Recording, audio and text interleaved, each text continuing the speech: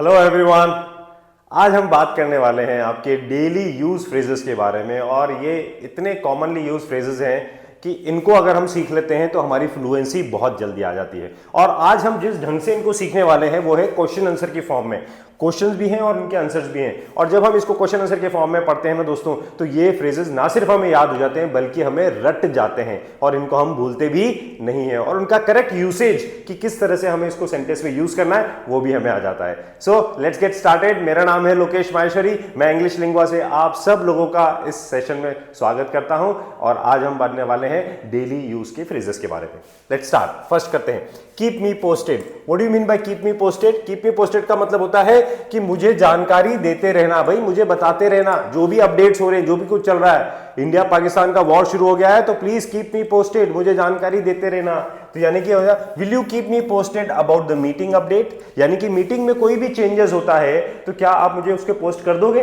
तो will you keep me posted मतलब क्या तुम उसकी जानकारी देते रहोगे, राइट? तो इसका आंसर हो गया of course I will send you all the details. हाँ पक्का, मैं आपको सारी डिटेल्स भेज दूंगा। तो कीप मी पोस्टेड मतलब जानकारी देते रहना। Keep me posted about your learning मतलब आपकी जो सीख रहे हो आप उसकी जानकारी मुझे देते रहना। तो that is keep me posted. Next है हमारा take it for granted. Take it for granted का मतलब होता है हल्के में लेना। बेसिकली हल्के में लेने का मतलब होता है सामान्य समझ लेना, किसी भी चीज को बहुत सामान्य समझ लेना। जैसे बोलते हैं ना कि यार बच्चे जो है पढ़ाई को बहुत हल्के में लेते हैं, बच्चे जो है अपने पेरेंट्स को बहुत हल्के में लेते हैं, उसने अपनी नौकरी को बहुत हल्के में लिया, मतलब बहुत सामान्य समझ लिया। लेकिन जब वो चीज हमसे छूट जाती है, हमसे दूर हो जाती है, तब हमें उसकी वैल्यू समझ में आती है। अदरवाइज हम चीजों को क्या लेते हैं? टेक फॉर ग्रांटेड, हम उसको हल्के में लेते हैं। You shouldn't why shouldn't we take things for granted, हमें चीजों को हल्के में क्यों नहीं लेना चाहिए? तो इसका आंसर हो गया because we might not realise their value until they are gone. मतलब हो सकता है कि हमें उनकी वैल्यू नहीं समझ में आए जब तक वो चली नहीं जाती हैं। तो यानी कि हमें चीजों को हल्के में नहीं लेना चाहिए। We should not take things for granted. तो टेक इट फॉर ग्रांटेड का मतलब होता है हल्के में लेना या सामान्य समझना। हमें हर किसी चीज को सामान्य नहीं समझना चाहिए। Next, get the hang of it. Get the hang of it का मतलब होता है अभ्यस्त होना, मतलब किसी की आदत हो जाना या किसी के यूज्ड टू हो जाना। कि किसी चीज को करते करते करते करते हम क्या हो जाते हैं? उसको अभ्यस्त हो जाते हैं, हमें उसकी आदत हो जाती है। देखिए, is learning a new language difficult? क्या नई लैंग्वेज सीखना डिफिकल्ट है? तो आंसर है क्या? एट फर्स्ट यस, शुरू शुरू में हाँ, but with practice you get the hang of it. With practice you get the hang of it मतलब प्रैक्टिस के साथ जो है आपको इससे अभ्यस्त हो जाते हो, आपको इसकी आदत पड़ जाती है, आप इसकी क्या हो जाते हो? अभ्यस्त हो जाते हो। यानी कि you get the hang of it, आप इसकी अभ्यस्त हो जाते हो। Next, think outside the box. इसको हम दो तरीके से बोलते हैं, एक होता है थिंक आउटसाइड द बॉक्स और एक होता है think out of the box. यानी कि इसका मतलब होता है कुछ अलग सोचना, कुछ नया सोचना, कुछ क्रिएटिव सोचना, कुछ इनोवेटिव सोचना, बाकी लोगों से डिफरेंट सोचना। तो इसको बोलते हैं हम think out of the box या think outside the box. How can we solve this complex problem? हम इस कॉम्प्लेक्स प्रॉब्लम को कैसे सॉल्व कर सकते हैं? Let's think outside the box, यानी कि कुछ अलग सोचते हैं। तो let's think outside the box, कुछ नया सोचते हैं, कुछ डिफरेंट सोचते हैं, and find a creative solution, और कुछ क्रिएटिव सॉल्यूशन निकालते हैं इसका। So let's think outside the box. If you really want to stand different from the crowd, you have to think outside the box. You should always think outside the box means out of the box, हमेशा सोचना आपको चाहिए, right? Next we have is be my guest. Be my guest मतलब होता है निर्भीक होकर करो भाई, बिना डरे, बिना घबराए, बिना चिंता के, बिना टेंशन के करो आप। तो बी माई गेस्ट, अब इसका मतलब समझ देखिए, can I borrow your book? क्या मैं आपकी बुक ले सकता हूं? क्या मैं आपकी बुक ले सकता हूं? Be my guest, take it as long as you want. अरे बिंदास होके लो आप, इसका मतलब क्या हो गया? बिंदास होके लो, take it as long as you want. जब तक चाहे ना, जब तक आप रख लो अपने पास, जब तक चाहो जब तक आप रख लो। तो take it as long as you want. तो बी माई गेस्ट का मतलब हो गया बिंदास रख लो, निर्भीक होकर रख लो, बिना चिंता के रख लो, बिना टेंशन के रख लो। That is be my guest.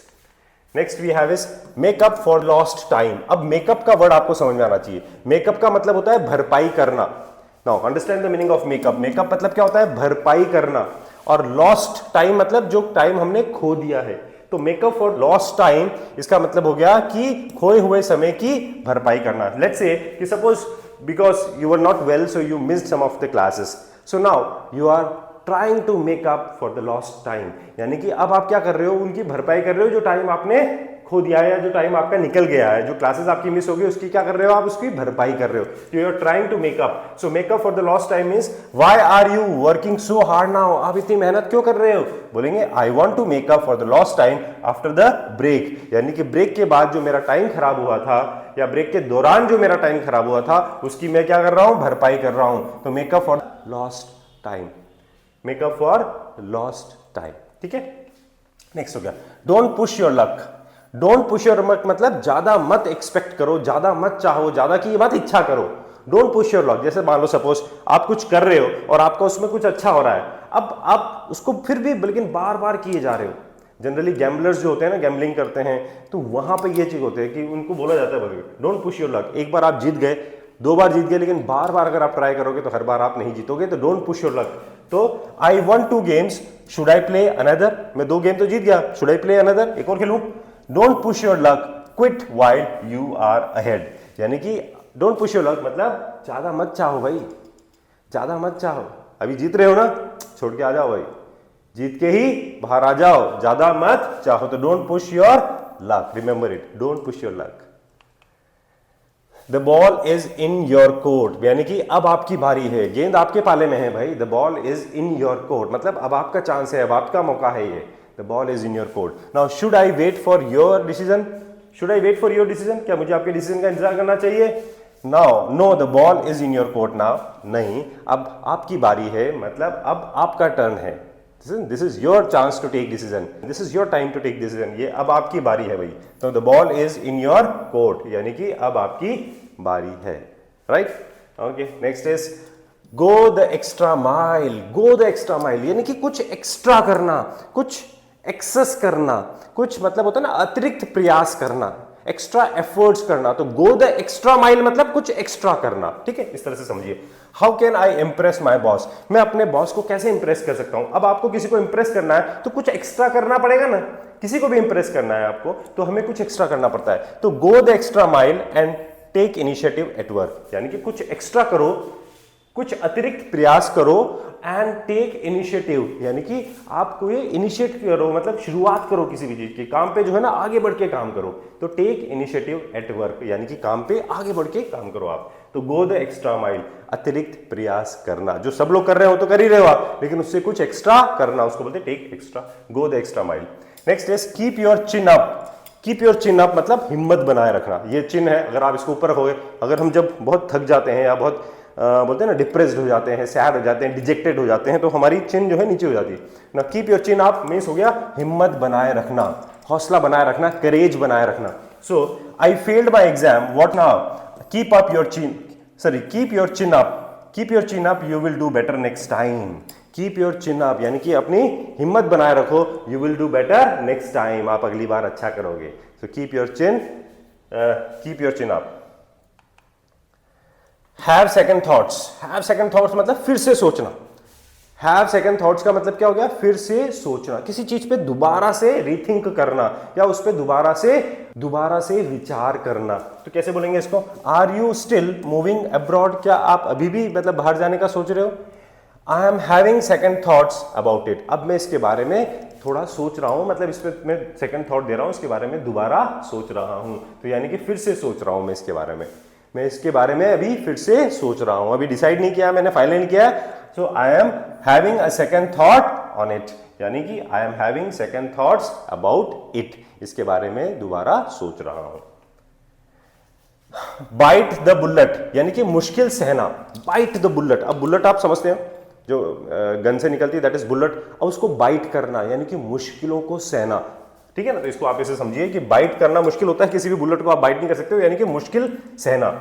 Why did you go to work despite being sick, despite का मतलब होता है के बावजूद, इसका मतलब क्या होता है, के बावजूद, यानी कि बीमार होने के बावजूद भी तुम काम पर क्यों गए भाई, तुम्हारी तबीयत खराब थी फिर भी तुम काम पर क्यों गए।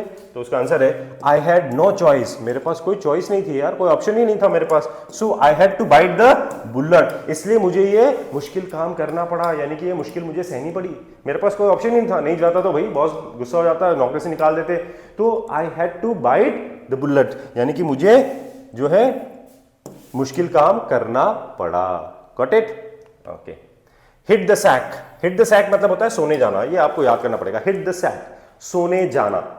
देखिए यू लुक टायर्ड, आप बहुत थके हुए से दिख रहे हैं। What you going to do, मतलब what will you do now, अब आप क्या करोगे?